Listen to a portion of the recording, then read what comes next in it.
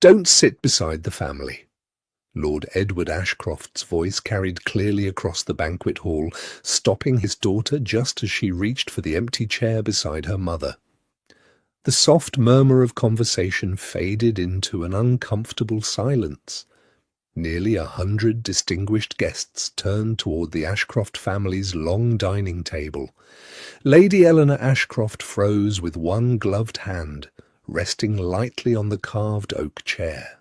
For a heartbeat, she wondered if she had misunderstood.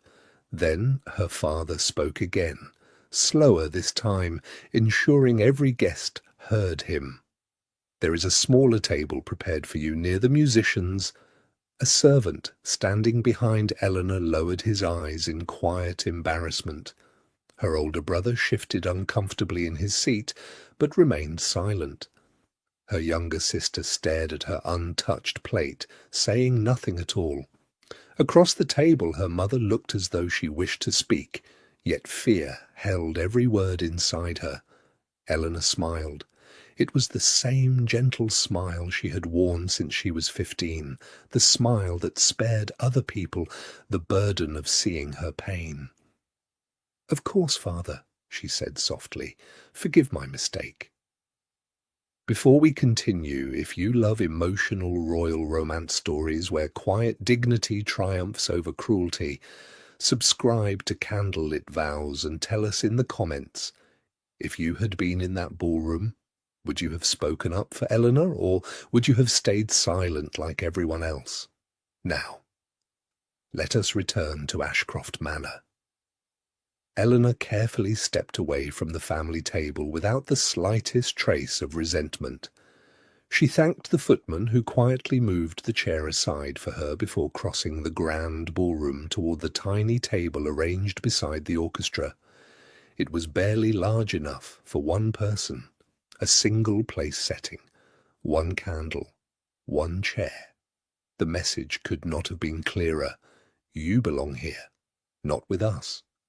As she sat down, the orchestra resumed playing almost gratefully, as though music might erase what everyone had just witnessed. It did not. Whispered conversations drifted through the hall. "Did you see that? Poor girl. Lord Ashcroft has always treated her differently. There must be a reason. There always was. Society never needed facts when gossip felt easier." Eleanor unfolded her napkin with steady hands. She lifted her teacup. Only then did she notice it trembling ever so slightly between her fingers. 8 years. 8 years she had learned how to make humiliation appear graceful. The first time she remembered sitting apart from her family had been her 12th birthday. A neighbouring duchess had visited Ashcroft Manor with her grandchildren. The children laughed together in the gardens until luncheon was announced. Eleanor had happily followed her brother toward the dining room. Before she reached the table, her father rested a firm hand on her shoulder. "Not today." She looked up in confusion. "Why, father?" He smiled politely for the benefit of the guests. "The table is full." It wasn't. 2 chairs remained empty. Eleanor had eaten alone in the schoolroom while laughter echoed downstairs. That evening her governess secretly brought her a slice of birthday cake wrapped inside a linen napkin. "You deserve celebration too, my lady," she whispered. Eleanor had thanked her as though she had been given a priceless treasure. The second memory arrived years later. During her first winter ball, every debutante waited eagerly to open the evening dance with her father. Eleanor stood at the edge of the ballroom in a pale blue gown, watching daughters laugh in the arms of proud fathers. When the musicians began playing, Lord Ashcroft crossed the room. Hope fluttered briefly inside her chest. He stopped before her sister instead. "May I have the honour?" he asked warmly. Eleanor smiled again, the same smile, the one that slowly taught the world she did not mind being forgotten. Back in the present, she gently placed her teacup upon its saucer. "May I bring your ladyship more tea?" an elderly servant asked quietly. Eleanor recognized him immediately. "Thank you, Mr. Hughes." The old butler blinked in surprise. After 20 years of service, she remained the only member of the household who still remembered every servant's name. "You are most kind, my lady," he replied, his voice thick with emotion. Across the ballroom another guest had arrived unnoticed during the commotion. Duke Sebastian Ravenshire. He had accepted Lord Ashcroft's invitation only because the families shared parliamentary interests. Banquets bored him. Political conversations bored him even more. But injustice never did. As he removed his gloves, he noticed something unusual. Every noble guest faced the family table. Yet one young woman sat entirely alone beside the musicians. She wasn't eating. She wasn't speaking. She simply listened while everyone pretended not to stare.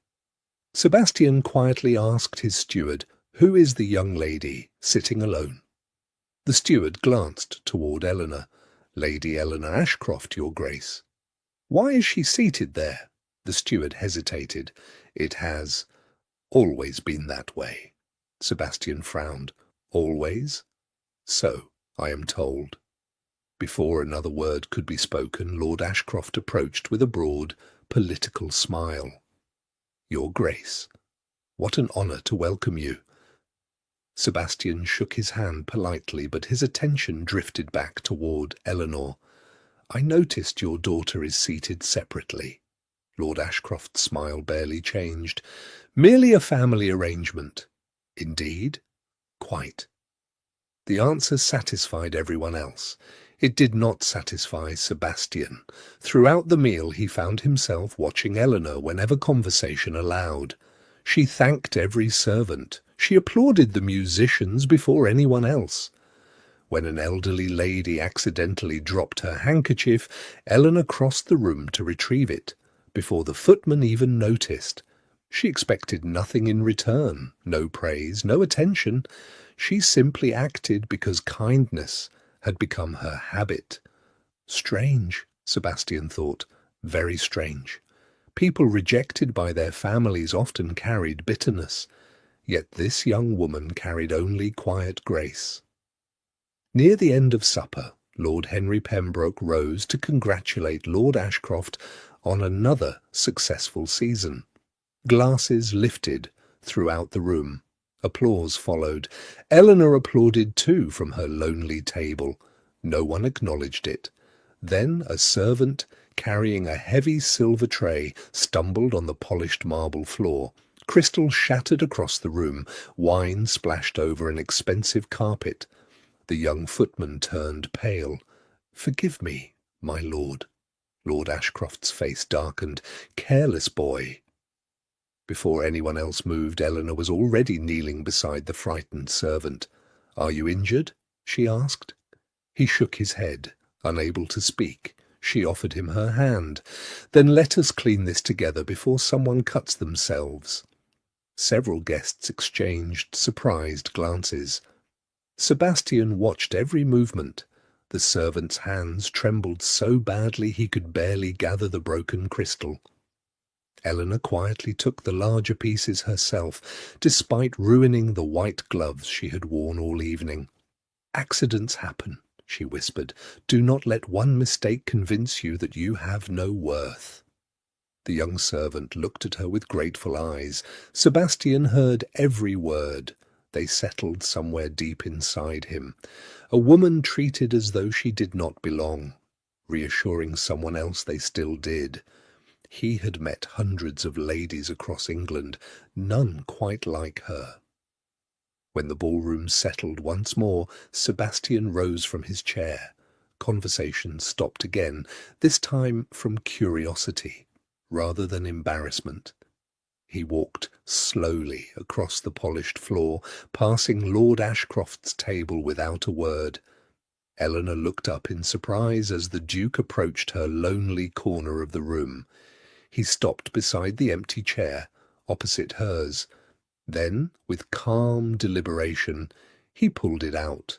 The The scraping of wood against marble echoed through the silent hall. Every guest watched. Lord Ashcroft stiffened. Sebastian looked directly at Eleanor. His voice was gentle enough that only the silence carried it through the ballroom. "My lady," he rested one hand upon the chair, "this seat appears to have been waiting for you." Eleanor blinked in confusion.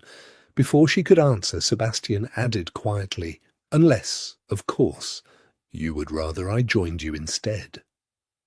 Across the room, Lord Ashcroft slowly rose to his feet. Lord Ashcroft's chair struck the marble floor with a sharp scrape. "Your Grace," he said, forcing a smile that did not reach his eyes, "there is no need for such theatrics." Duke Sebastian Ravenshire kept his hand upon the chair he had drawn out for Eleanor. "I agree entirely. A daughter sitting with dignity should never become theatrical." The words moved through the hall like a match passing over dry paper. Guests shifted. Some lowered their eyes, others looked toward Lord Ashcroft, waiting to see whether pride or manners would win. Eleanor remained seated, her ruined white gloves folded in her lap. Her heart beat so quickly she feared even the musicians could hear it. No one had ever challenged her father on her behalf, not once. Lord Ashcroft's expression hardened. Lady Eleanor understands her place. Sebastian looked at Eleanor then, not over her, not through her, but at her, as though her answer mattered more than her father's command. "Does she?" Eleanor opened her lips, but no sound came. Across the hall her mother looked pale. Her brother stared into his wine. Her sister's eyes glistened with tears she refused to shed. The old butler, Mr. Hughes, stood near the wall with his jaw tight. Everyone seemed to know something painful, everyone except the Duke. "Lady Eleanor," Sebastian said gently, "I have imposed upon your table without invitation. Shall I leave?" The question saved her from public disobedience. She understood that immediately. He was not asking her to defy her father. He was giving her a choice that belonged only to her. Slowly, Eleanor lifted her eyes. "No, Your Grace." Her voice trembled, but did not break. "You may sit." The Duke inclined his head and took the empty chair opposite her. The hall remained silent for another unbearable moment before Lord Ashcroft laughed shortly. "Well, it appears my daughter has secured distinguished company after all." Polite laughter returned, thin and uneasy.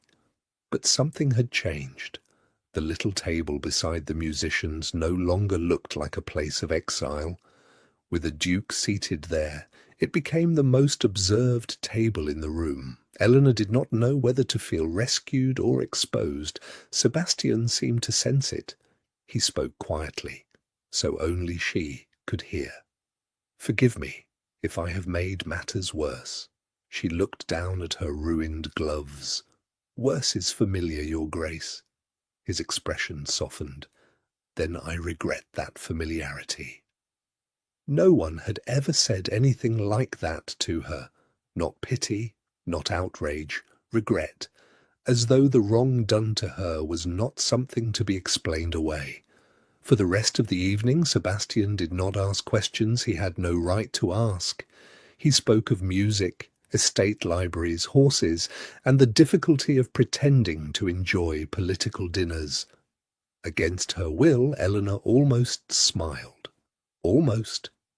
When the banquet finally ended, guests left speaking in low voices. Lord Ashcroft waited until the last carriage rolled down the drive before sending for her. Eleanor found him in the portrait gallery, standing beneath a painting of their ancestors. "You embarrassed this family tonight," he said. She stood still. "I sat where you told me to sit." "You allowed the Duke to make a spectacle of us. He offered me a chair, and you accepted." Eleanor looked at the portraits above them, men and women painted in silk and velvet, all belonging to a family that had never truly felt like hers. Was I meant to refuse kindness too? Her father's mouth tightened. For a moment something like pain moved across his face, but pride buried it quickly. You do not understand the consequences of drawing attention. Then explain them. He turned away. Not tonight. You never explain, father. You only command. The words surprised them both. Eleanor had never spoken so plainly. Lord Ashcroft looked back at her, and for the first time his anger was mixed with fear. There are things a young woman is better not knowing. About me? Silence. It was answer enough. Eleanor's throat tightened. Why do you hate me? He flinched, truly flinched. Do not say that. Then tell me what else to call it. He stepped closer, lowering his voice. I have done what was necessary to keep this family standing. By placing me outside it. His face hardened again. Go to your room. She curtsied, because habit was stronger than heartbreak. Yes, my lord. This time she did not call him father. The following morning rumours had already begun moving through the county. By luncheon Lady Margaret Pembroke arrived at Ashcroft Manor, uninvited, and asked to see Eleanor privately. They walked in the winter garden where bare branches scratched softly against the glass.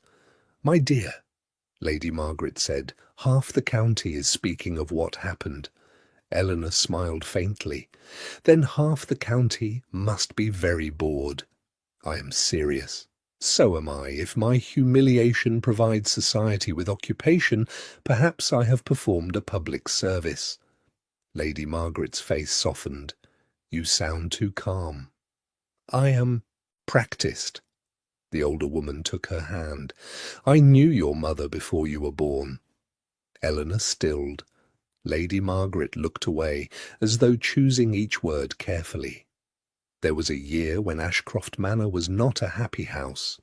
It is rarely a happy house now. This was different. Your father was away in London for long stretches. Your mother was lonely. Your uncle managed the estate accounts. There were letters, arguments. Then you were born, and everything changed. Eleanor felt cold despite the glass-house warmth. Changed how? Lady Margaret's eyes filled with regret. Your father never looked at you the way he looked at the others. Why? Because someone made him doubt what should never have been doubted. Before Eleanor could ask more, a servant appeared at the garden door. Forgive me, my lady. His Grace the Duke of Ravenshire has called. Lady Margaret's brows rose. Again? Eleanor's heart struck once against her ribs. In the drawing-room, Sebastian stood with his hat in one hand and a small book in the other. Lord Ashcroft had not yet been informed of his arrival, which gave Eleanor a few precious moments without fear. Your Grace, she said, curtsying. Lady Eleanor, he bowed. I came to return something. He offered the book. She recognized it instantly. A slim volume of poetry she had left at the small table beside the musicians. Thank you. There was a pressed violet inside. Her fingers tightened. Was there? Yes. He paused. It seemed important, so I took care not to disturb it. The violet had come from her 12th birthday, pressed by the governess who had brought her cake when her family left her alone. Eleanor looked down, moved more than she wished to show. You are careful with things other people would overlook. I try to be. He studied her gently. Lady Eleanor, may I ask why your father keeps you apart from the family? Her face closed. You may ask, but you will not answer. I cannot answer what I do not know. Sebastian's expression changed.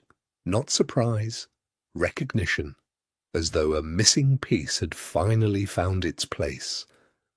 Then perhaps the question is not what you have done. What else could it be? What someone else has hidden? Before she could respond, Lord Ashcroft entered. His gaze moved from Sebastian to Eleanor, then to the book in her hands. Your Grace, I was not told you had arrived. Sebastian turned calmly. I returned Lady Eleanor's book. How considerate.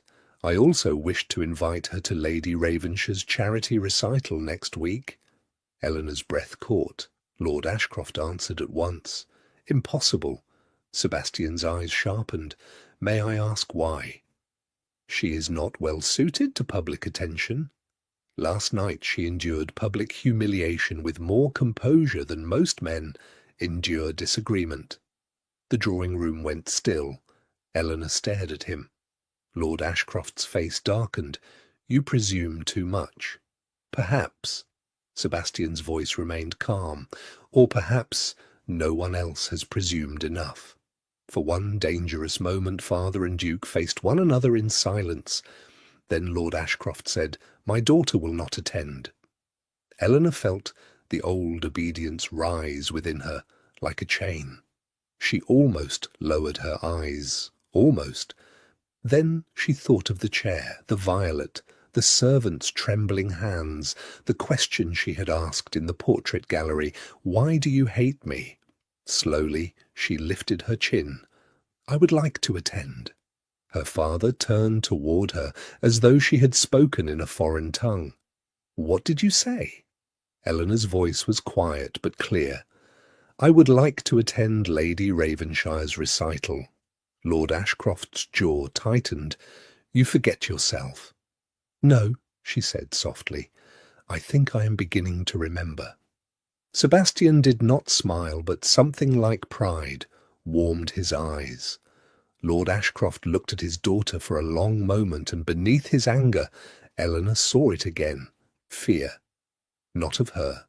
For her. Or perhaps because of her. That evening, long after Sebastian had gone, Eleanor stood outside her mother's sitting room and heard voices within. Her father's voice was low and strained. The Duke is asking questions. Her mother's reply trembled. Then perhaps it is time they were answered. You know what happens if they are. I know what has happened because they were not. Eleanor pressed one hand to the doorframe. Inside, her father spoke again, barely audible. If she learns the truth, she will never forgive me. Her mother began to cry. Edward, she already thinks. You hate her. The silence that followed felt like a wound opening in the dark. Then Lord Ashcroft said the words that made Eleanor's breath stop. Better she believe I hated her than know I was too much of a coward to claim her. Eleanor stood frozen outside the sitting room long after the voices inside had fallen silent. Better she believe I hated her than know I was too much of a coward to claim her. The words echoed through her heart with painful confusion. Claim her? Had she not always been his daughter? Her hand trembled against the doorframe. Before she could gather the courage to enter, the door quietly opened. Lady Ashcroft gasped. Eleanor! Tears already filled her mother's eyes. Eleanor looked past her toward Lord Ashcroft. For the first time in her life she did not see a stern father. She saw an exhausted man carrying a burden that had become heavier than his pride. Tell me, she whispered, please, no more silence. Lord Ashcroft slowly sat down, looking suddenly older than his 60 years. Close the door. Eleanor obeyed. For several moments no one spoke. Finally, he looked at her. The night you were born, your mother nearly died. Eleanor reached for her mother's hand instinctively. A month before that, he continued, my younger brother, Richard, came to me with forged letters. His voice cracked. Letters that claimed your mother had loved another man while I was away in London. Eleanor stared at him in disbelief. You believed them? I wanted to say no. He lowered his eyes. But doubt is a poison that makes cowards of otherwise decent men. Lady Ashcroft wiped away her tears. Richard wanted your father's inheritance. He knew if he destroyed our marriage, he could control the estate while we tore each other apart. Lord Ashcroft nodded slowly. When you were born, he whispered that you were proof the letters had been true. Eleanor felt the room spinning. But I look like you. A broken smile crossed his face. You always did. Then why? Her voice shattered. Why did you treat me as though I did not belong? Lord Ashcroft covered his face with both hands. Because every time I looked at you, I hated myself for doubting your mother. Instead of facing my shame, I hid it behind distance. The confession hung heavily between them. Eleanor finally understood. It had never been her fault. She had spent 23 years trying to earn a place she had never lost. Her father had been punishing himself, and she had carried the sentence. A knock interrupted the silence. Mr. Hughes entered quietly. "Forgive me, my lord. His Grace the Duke of Ravenshire has arrived." Lord Ashcroft looked surprised. "At this hour?" "He says the matter cannot wait." Moments later, Sebastian entered carrying a leather document case. He bowed respectfully before placing it on the table. "Lord Ashcroft, I believe I have found what your brother hoped would remain hidden forever." He untied the leather straps and carefully removed several faded letters. These were discovered among the effects of Richard Ashcroft after his solicitor passed away last month. Lord Ashcroft's hands trembled as he unfolded the first letter. His face drained of colour. Eleanor watched silently while her father read the words that had stolen 2 decades of peace. Then another letter, then another. Finally, one written in Richard's own hand. "Edward will never question me if he believes the child is not his. Doubt blinds wiser men than my brother." Lord Ashcroft closed his eyes. A single tear escaped, despite every effort to stop it. "I believed a lie," he whispered, "and I made my daughter pay for it." He stood slowly before Eleanor. Never had he looked so uncertain. "I know I have no right to ask this." His voice broke. "But may I embrace my daughter?" Eleanor looked at the man before her. He had not asked for forgiveness. He had asked for permission. Slowly, she stepped forward.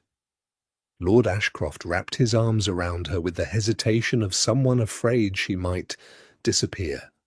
He wept openly. The room remained silent, except for quiet sobs that had been waiting more than 20 years. Several weeks later, Ashcroft Manor hosted its annual spring banquet. Once again, the county's nobility filled the great ballroom. Once again, a long family table stood beneath glittering chandeliers. Only this time, there was one noticeable difference.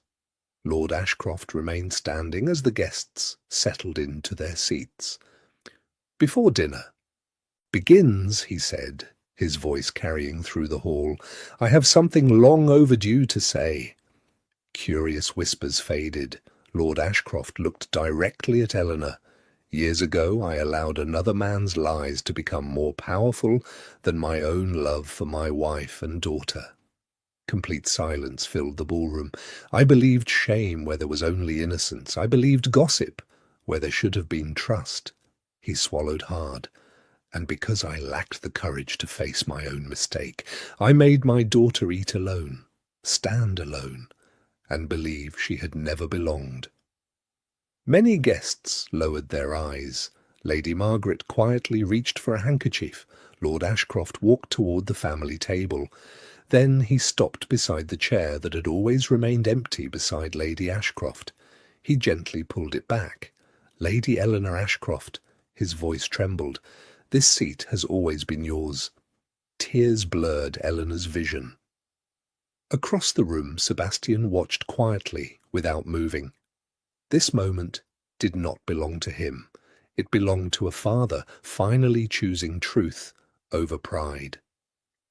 Eleanor walked slowly across the ballroom. Every guest rose to their feet. She stopped before the chair. For a moment she simply looked at it. Then she looked at her father.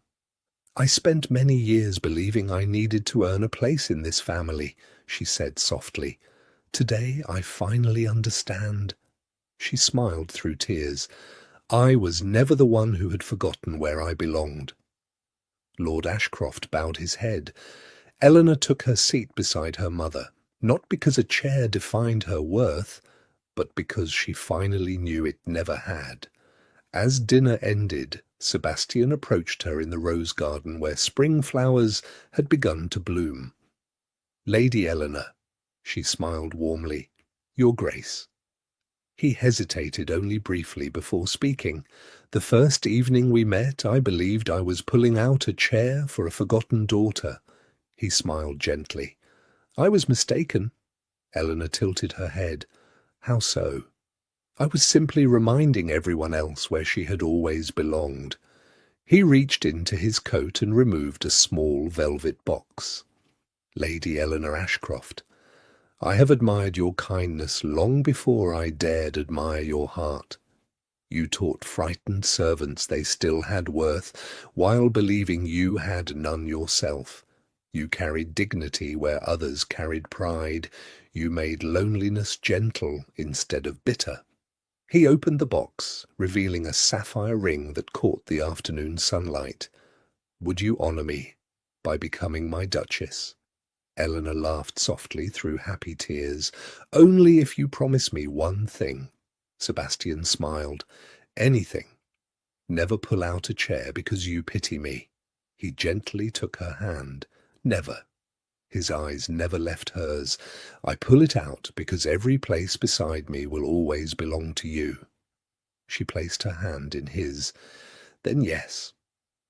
Months later, as they entered Ravenshire Hall together, the servants lined both sides of the grand entrance. Mr. Hughes, invited as an honoured guest, smiled proudly from the front of the line. Sebastian paused at the dining room before the evening meal. Without a word, he walked to the head table, pulled out the chair beside his own, and waited. Eleanor looked at him with a knowing smile. This time she did not hesitate.